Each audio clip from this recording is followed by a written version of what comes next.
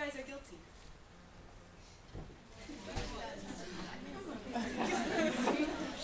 Click the button.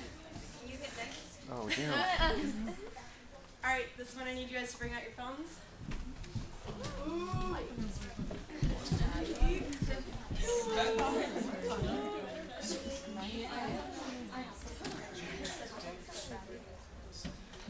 Go ahead and text in. Have you ever called yourself fat? That includes saying, oh, I'm having a fat day. I just feel fat today. Any of those, text in. Yes, a lot. Sometimes. No, never. Oh, sorry, the numbers are at the top 37607. And text in one of those numbers.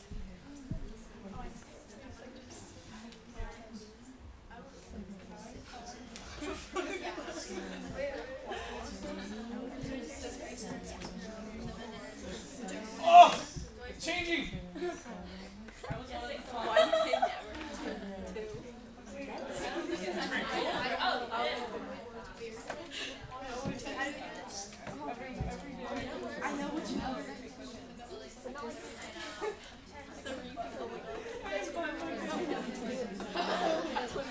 Oh!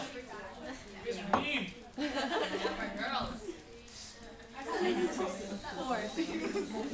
Okay, so as you guys can see, quiet down.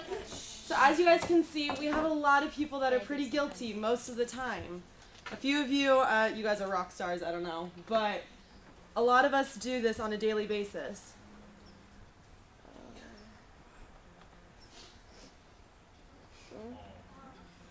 Shoot, where is it?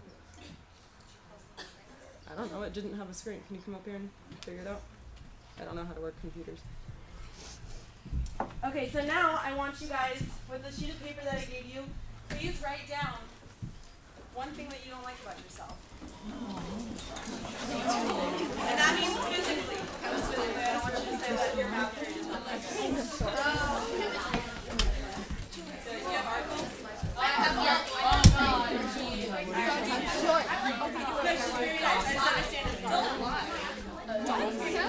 Alright guys, write down just one thing.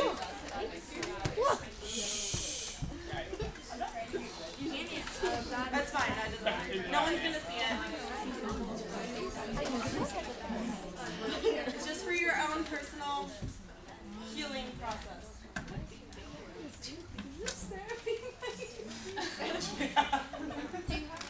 Gee, what'd you write down?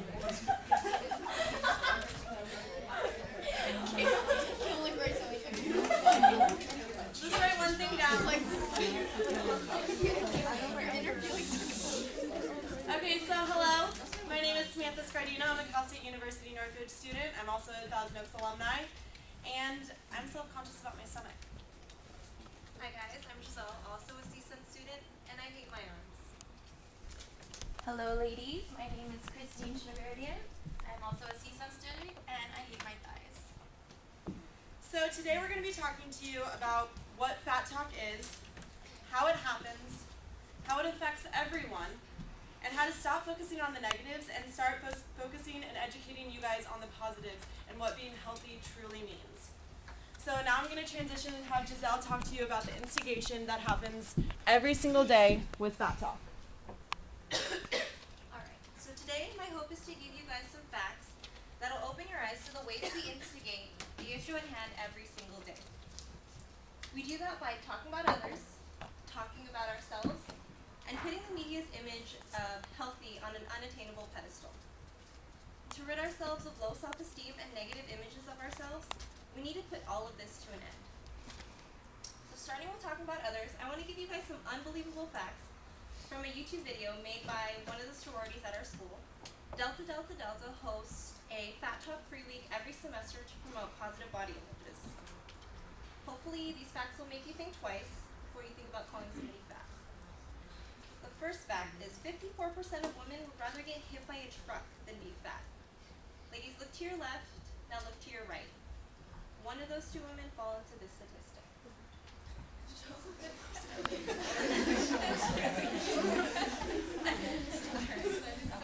Next one is 67% of women between the ages of 15 and 64 withdraw from life-engaging activities because they they feel bad about their looks. And the last one is in the US, more than 10 million females are suffering from anorexia or bulimia. And that's more than are suffering from breast cancer. And those are some pretty shocking numbers. Unfortunately, we're all guilty of talking about others at one point or another.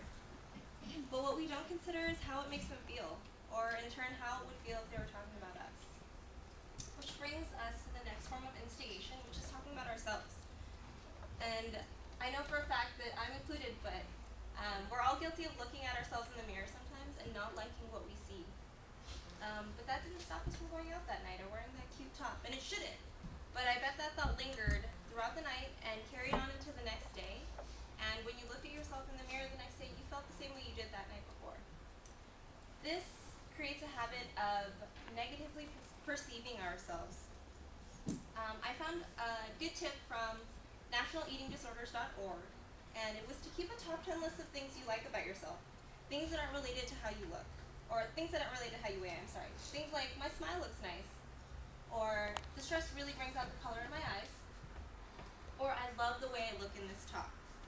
You should read your list every morning and add to it as you become more aware of things you like about yourself. Maybe some of you are sitting here thinking, well, this doesn't apply to me. I'm happy with the way I look. But consider this. One day you're getting ready with your girlfriends and you say, I look so fat. Maybe you meant nothing by this comment. Maybe you know you're not fat. But what about your friend? Maybe she's just a little bit bigger than you. By no means fat, but she could be thinking, well, if she looks fat in that, I can't wear this, I look huge. We don't consider the way we talk about ourselves. Even if we're talking about ourselves, we don't consider the way it can affect somebody else. So we're going to go into the next form of instigation, which is the most problematic. It's the media's influence. The media suggests that women be a certain weight and height to be considered healthy. They promote this through supermodels, actresses, reality TV celebrities, even Barbie.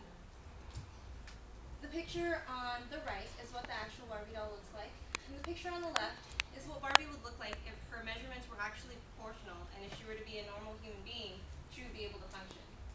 If the Barbie on the right were a normal human being, she wouldn't even be able to support herself with such a small waist and large breasts. Let's see. One more fact for you guys. This is from the Brown University Health Education website. They say this about the media's influence. They say, very few women possess the genetics to naturally produce the ultra-long, thin body type so widely promoted. And when they do, it isn't usually accompanied by large breasts. Moreover, there are limits to how little body fat a woman can possess and still have normal hormonal functions. The media puts out an unrealistic and unhealthy image of what women should look like. Being healthy is based on more than just being skinny. Sam's going to go into more about that a little bit later, but I'm going to hand it off to Christine, who's going to talk about the repercussions of these forms of instigation. Alright, thanks Giselle. Okay ladies, so I'm just going to go over some of the ramifications associated with negative body image. So the first major problem is eating disorders, and these include, but they're not limited to, bulimia, anorexia, and binge eating. And the next major problem associated with negative body image is depression. Okay, so recently I learned the hard way that these health issues can affect anybody, and even those that you least expect. So I have a friend whose younger sister, she's about 15 years old, I think she's a sophomore this year, and she just started a 90-day program at a rehabilitation center, and she was checked in for anorexia. So growing up, our families were pretty close, and to see someone who's been a part of my life for so many years have to go through this problem, it was not only heartbreaking, but it was really eye-opening, to say the least. And so let's go to the next slide. And this quote here is from the Daily News, and it was in an article.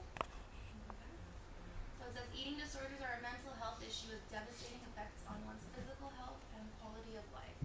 So as I saw, this didn't only affect my friend's younger sister, it affected her entire family, her friends, and everybody around her. So the first eating disorder I'll briefly touch on is bulimia, and bulimia is simply binging and purging.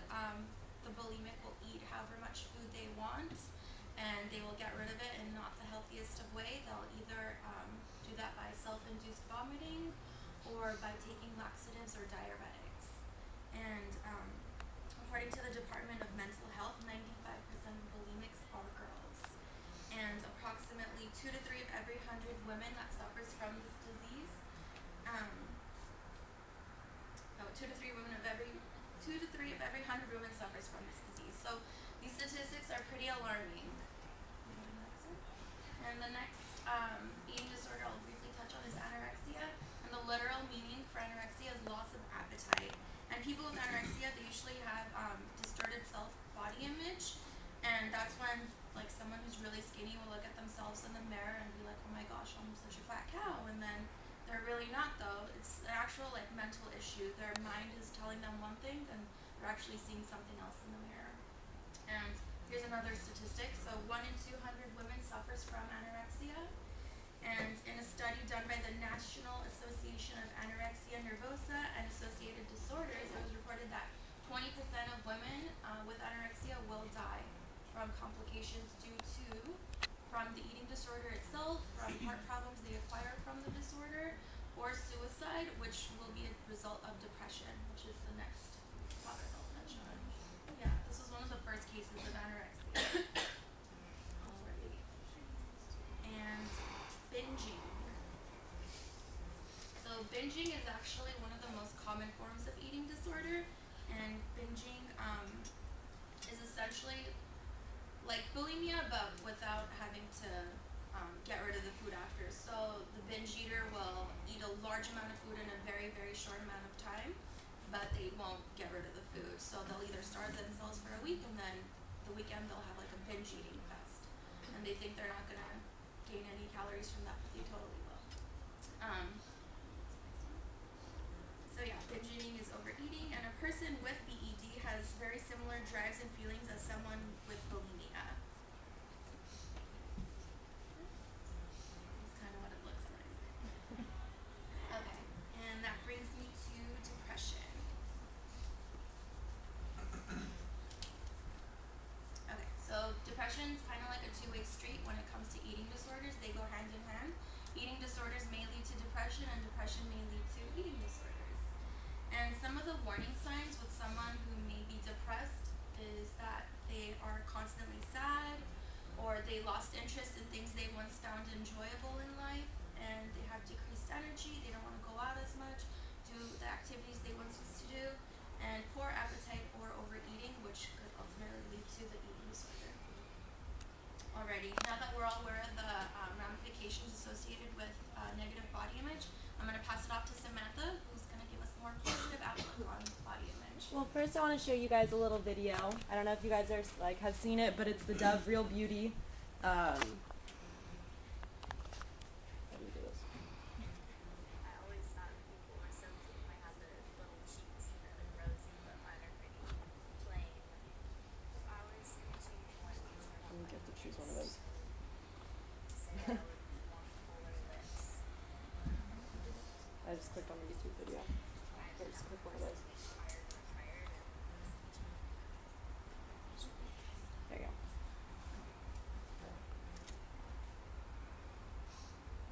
I always thought So what it is the girls had to come in and they had to describe okay.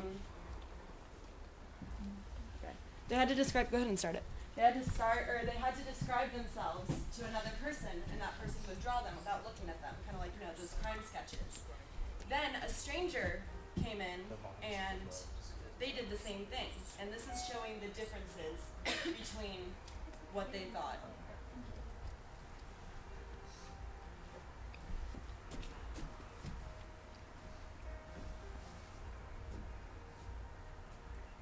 So as you can see here, this is what she thought of herself, and this is what the stranger saw. Basically, this video is just showing us how we focus on the worst things. She's talking about how she was really talking about the dark circles under her eyes and the crow's feet. The person that she met, that she just said hi to, didn't see any of that. They saw a soft, beautiful-looking woman just like she is, that you guys can see. You can see this is what she thought of herself, and this is what the other person saw. So you can see a huge difference. So now that we've looked at a lot of the negatives, We don't want you, to be skinny or to be overweight or anything like that. We just want you to be healthy and happy. So I'm going to talk to you about weight and BMI, body fat percentage, being underweight, as well as being overweight. So how many of you know what your weight is? Just off the top of your head. Okay, how many of you know what your BMI or fat percentage is? It's a lot less of you. Alright, so medical news today determines weight as a body's relative mass or quantity of matter contained by it. So you guys know, you step on the scale, it gives you a number, and it tells you yes or no. That's not what I'm here to talk to you about. Today, we're going to talk about the differences between, a weight does not determine whether you are skinny or fat or healthy or unhealthy. One of the other ways that you can determine is your BMI.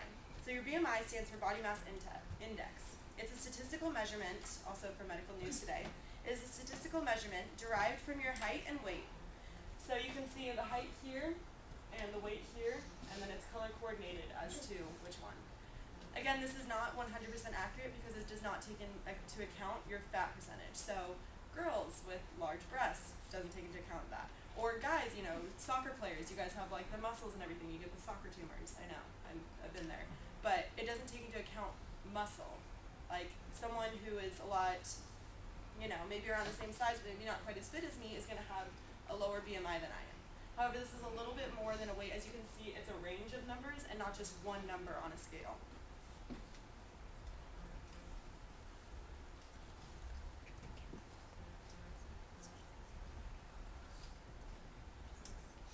So this is to test the fat percentage. Basically, they're little clamps, and they're just kind of going to see how much on certain parts of your body, and they're going to see how much fat percentage that you have, and that's a little bit more of determining how healthy or unhealthy you are. So now we're going to talk about underweight problems. People think oh, well, I'm skinny, I don't have any issues, but being underweight can have some severe issues, such as lowered immunity. So you need vitamins in order to keep up. If someone's always sick. Changes in core body temperature. That keeps you warm. Simple as that.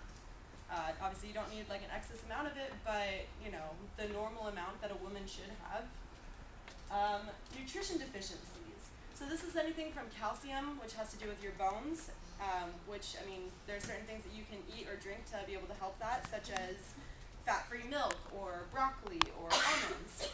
Another deficiency you can have is potassium, which is what helps with your heart, and that's things that you can eat, such as lima beans, spinach, potatoes, avocado, tuna. There's all kinds of things that can help with that. Another thing is lack of energy. As soccer players, I know this is a big one. Pretty sure Coach over here is going to yell at you if you're kind of just I don't really feel like it today, Coach. Oh my God, that was fun.